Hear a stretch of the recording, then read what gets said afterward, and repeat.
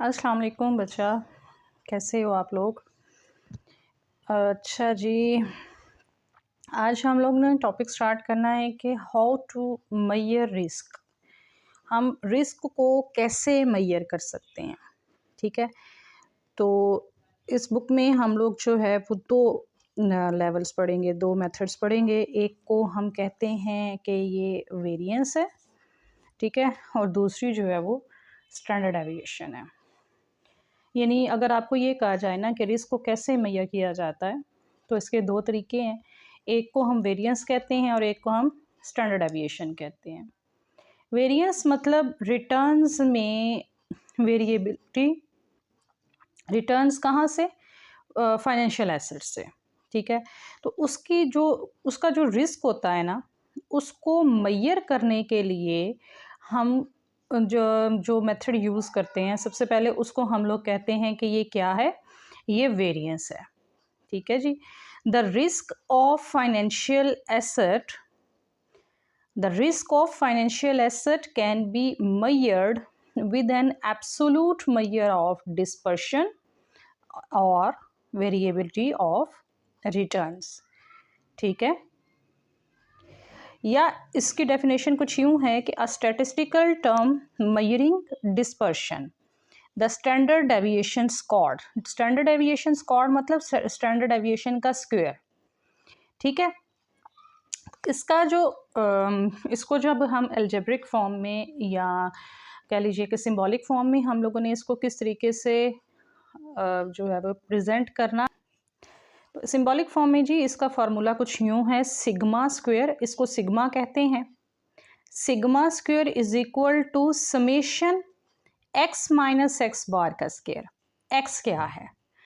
X एक single value को या हर वैल्यू को कहते हैं, सेट की हर वैल्यू को हम लोग एक्स का नाम देते हैं। उन सबको जब हमने प्लस कर लेना है ना, ठीक है, तो उसको तब जो वैल्यू आती है उसको हम कहते हैं एक्स बार। उस एक्स में से एक्स बार को अब हमने माइनस करते जाना है और फिर उसका जो हमने स्क्वायर लेके समेशन लेना है, ठीक है, हमारे पास ये वैल्यू आएगी डिवाइडेड बाय n माइनस 1। जैसे यहाँ देखिए सिग्मा स्क्वायर क्या है? The variance of set of the values. और x क्या है? Each value in the set. x बार क्या है? The mean of the observation. Mean का मतलब ये होता है कि आप जब टोटल कर लेते हो ना, तो उसको हम कहते हैं the mean of the observation. n कहते हैं जी नंबर ऑफ रिटर्न्स, ठीक है, इन द सैंपल, यानी जितनी दफ़ा हमें रिटर्न मिल रहा है या जितने सालों का हमें रिटर्न मिल रहा है, ठीक है। अब जब ये वैल्यू हमारे पास आ जाती है, इसका जब हम अंडर रूट लेते हैं ना, तो इसको हम कहते हैं, ये हमारी क्या है? स्टैंडर्ड डेविएशन है, ठीक है। इसको हम क्या कहेंगे? Standard deviation. और स्क्वायर को हम क्या कहेंगे? ये हमारी क्या है? ये हमारी वेरिएंस है।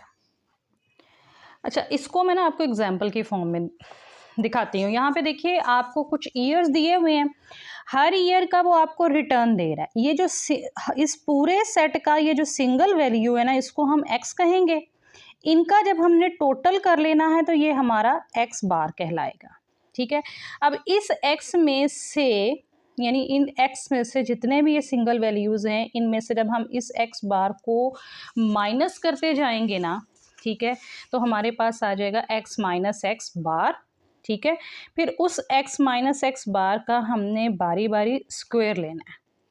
स्क्वायर लेने के बाद जो है फिर हम इन सारी वैल्यूज़ का टोटल करेंगे, तो वो हमारा क्या कहलाएगा? समेशन कहलाएगा, ठीक है।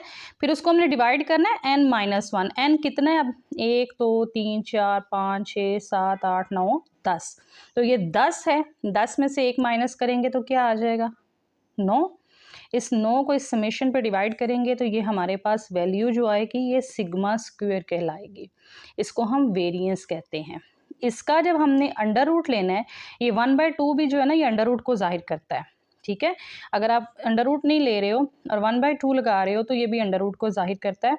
अंडर रूट लेना है तो हमारे पास जो वैल्यू आएगी वो स्टैंडर्ड डेविएशन कहलाएगी जी। Is that clear?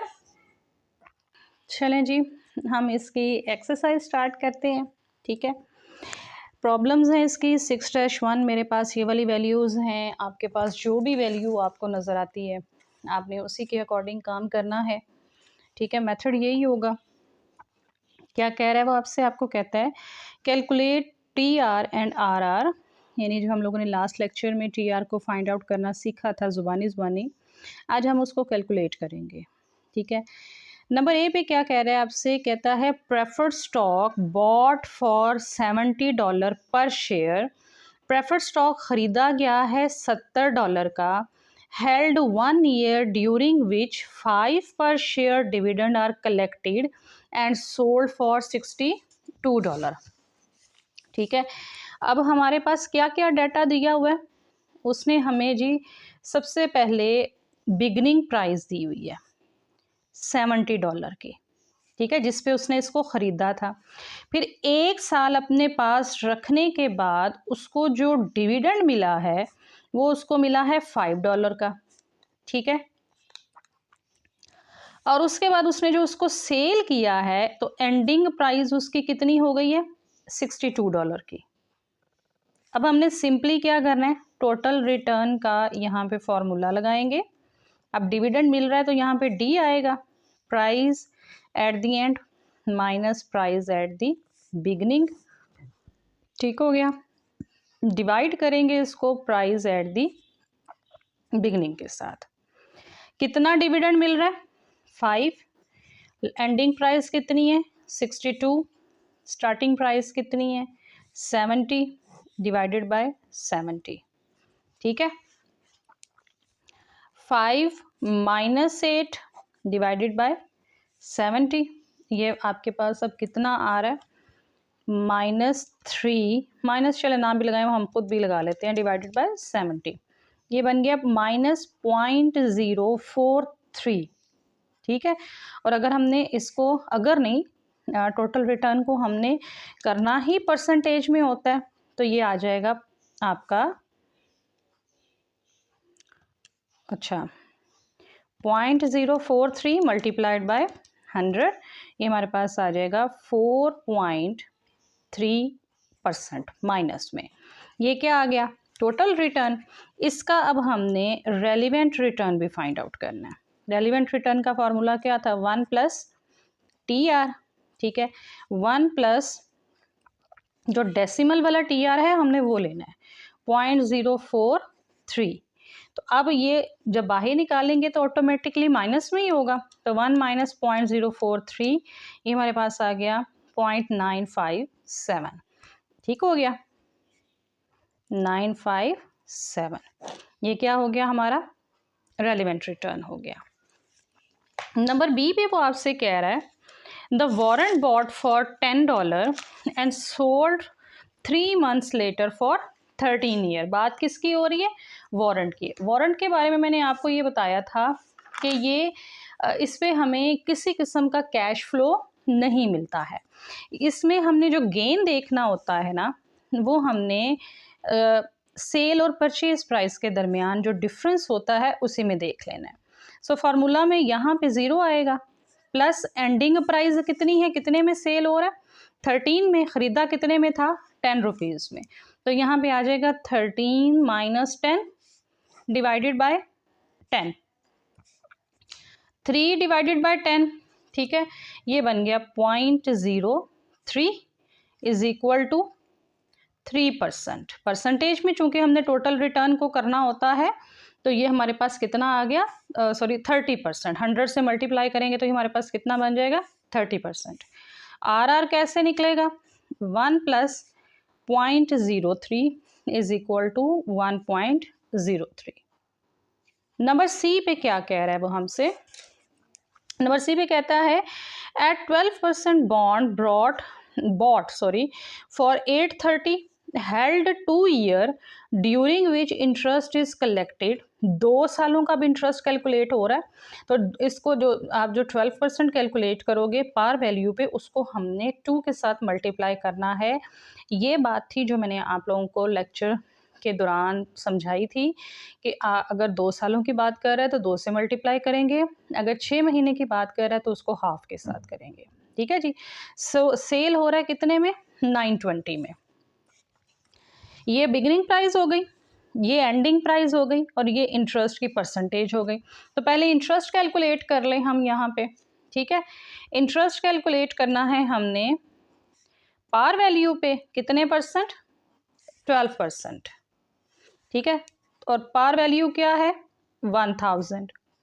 मैंने आपको कहा था क्वेश्चन में ना भी बताई हो तो हमने अज्यूम कर लेनी है कि वो 1000 है। 1000 का 12% लेंगे तो कितना आएगा, 120। अब ये जो 120 इंटरेस्ट है उसको 2 सालों तक मिलता रहा है, तो इसको मल्टीप्लाई कर देंगे किसके साथ, 2 के साथ, ये बन जाएगा 240, ठीक है। क्या बन जाएगा, 240। अच्छा जी, अब हम इसको फॉर्मूला में पुट करते हैं। यहाँ पे आ जाएगा I plus price at the end minus price at the beginning divided by price at the beginning. कितना इंटरेस्ट आया जी, 240। बिगनिंग की प्राइस कितनी है और एंडिंग की कितनी है, एंडिंग की है 920, बिगनिंग की है 830। 920 माइनस 830 डिवाइडेड बाय 830, ठीक है। 240 प्लस कितना आ जाएगा, 920 माइनस 830, ये बन गया 90 रुपीज़ डिवाइडेड बाय 830, ठीक है, प्लस 240 डिवाइडेड बाय 830, ये बन गया जी हमारे पास 0.3976। और परसेंटेज में जब चेंज करेंगे तो कितना आ जाएगा, मल्टीप्लाइड बाय 100, 39.76% आ गया। ये हो गया इसका टोटल रिटर्न, ठीक है। उसके बाद जी हम इसका रेलिवेंट रिटर्न फाइंड आउट करेंगे, that will be I plus T R. I कितना है, sorry 1 plus T R, 1 plus T R 0.3976 is equal to $1.3976। Clear है जी। आई होप आपको ये क्वेश्चन आसान लगा होगा, ठीक है। उसके बाद जी हम देख लेते हैं क्वेश्चन 6-2, ठीक है जी। क्वेश्चन 6-2 में आपसे कह रहा है कैलकुलेट यूजिंग अ कैलकुलेटर, आपको खुद ही कह रहा है जी कैलकुलेटर यूज़ कर लो, ठीक है। The arithmetic and geometric mean rate of return for the standard and poor 500 composite index table 6-1 for the year 2001 to 2004, how does this change when 2005 is included, ठीक है। आपको कह रहा है कि आपने 2001 से लेके 2005 तक का जो है वो टेबल में से डाटा लेना है, ठीक है। पहले वो सॉल्व करना है, ठीक है, और उसके बाद उसमें 2005 का भी डाटा इंक्लूड करके बताना है कि कितनी चेंजिंग आई है। अच्छा, पहले तो मैं आपको ना 6-1 टेबल दिखाऊं कि वो कहाँ पे है, ठीक है। ये है जी आपका 6-1 का टेबल। अब यहाँ से हमें उसने 2001 से लेके 2005 तक का डाटा लेने को कहा है, ये देखिए, ठीक है। इसमें ये आपका जो है, ये देखिए, ये टोटल रिटर्न है, ये आपके टोटल रिटर्न्स बन रहे हैं। ये हम लोगों ने टोटल रिटर्न्स जो है ना वो यहाँ पे लिखने हैं और उसके बाद हमने इनको क्या करना है, सॉल्व करना है, ठीक हो गया। तो यहाँ पे हम लोग जो है वो एक्सरसाइज पे आ जाते हैं जी, ठीक है। पहले अब हम 4 सालों का डाटा लेंगे, ईयर 2001, 2002, 2003 एंड 2004। ये मैंने अलग से इसकी वैल्यूज़ लेके लिख के रख ली हैं जी।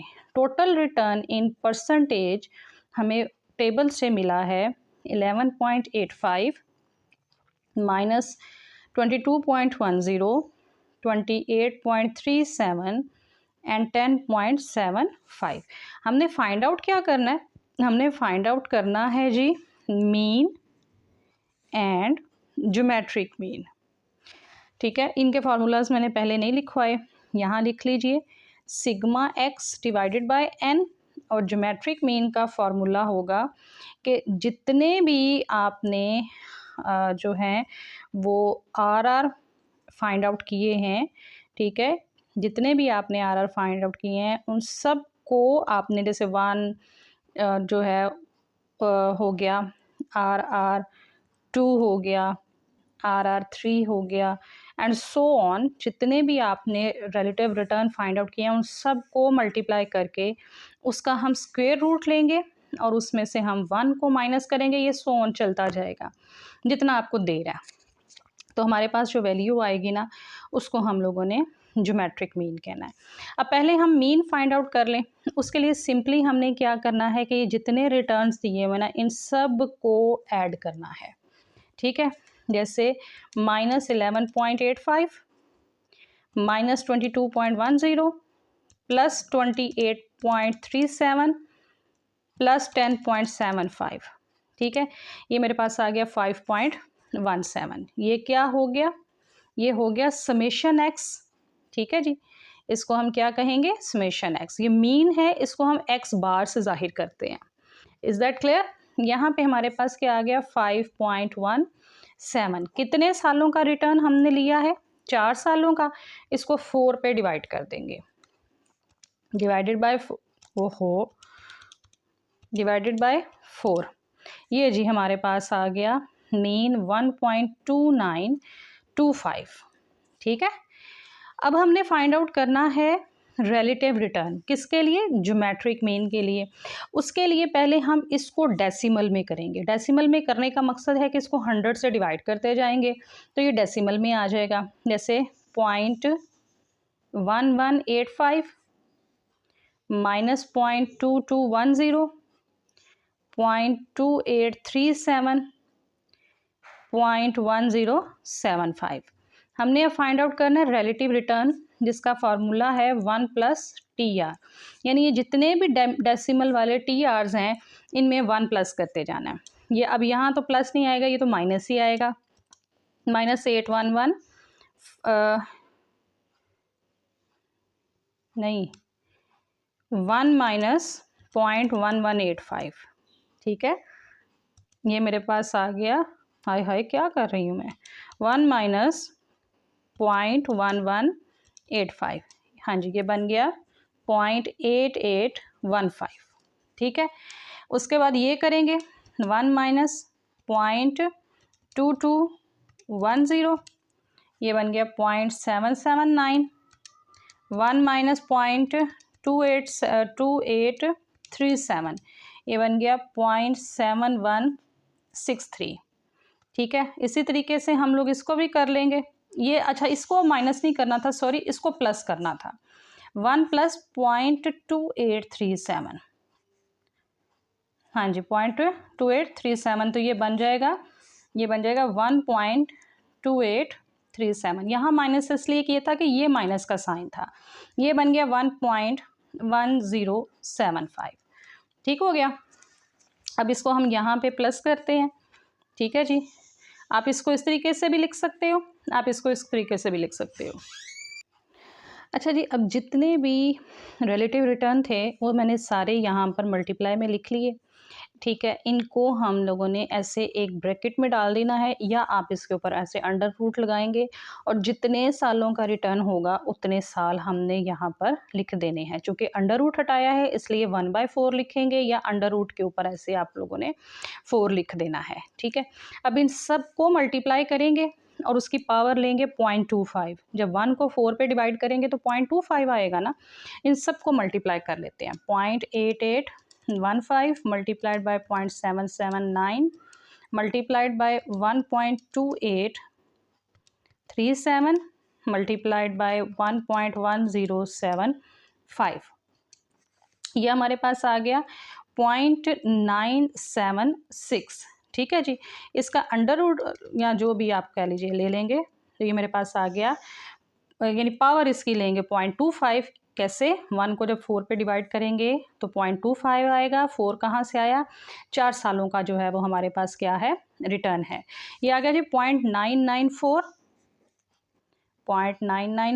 -1, ठीक है। -1 कर देंगे तो ये हमारे ये हमारे पास आ जाएगा पॉइंट मल्टीप्लाइड बाय 100 भी करना है इसको हमने, क्योंकि परसेंटेज में शो करना है। तो ये हमारे पास आ जाएगा -0.6% या 59% या 60%। ठीक है जी, ये तो हो गया 4 सालों का। कहता है आपसे इसी डाटा में 5वां साल भी ऐड करो 2005 का, और फिर बताओ कि जी कितना चेंज जो है वो हमारे पास आता है।